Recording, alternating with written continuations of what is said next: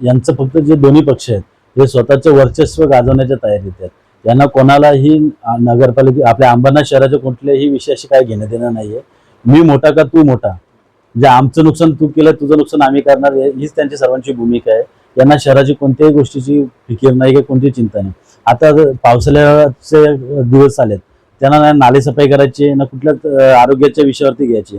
आता 15 दिवसापूर्वी मी त्यांना बायोमेडिकल प्रकल्प आणि 500 चौरस किलोमीटर घरावरची मालमत्ता कर माफी यांचे 2 निवेदन दिले होते.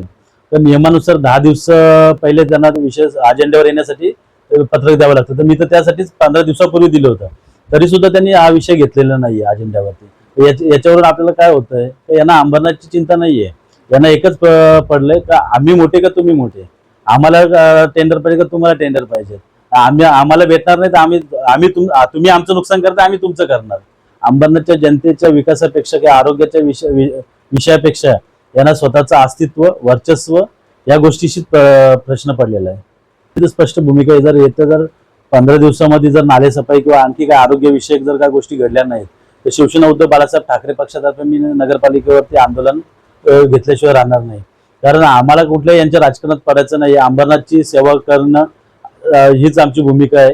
कारण जनतेने यांना निवडून कशासाठी दिलंय, लोकांचे प्रश्न सोडवण्यासाठी, तर प्रश्न सोडवण्यासाठी नाहीयेत.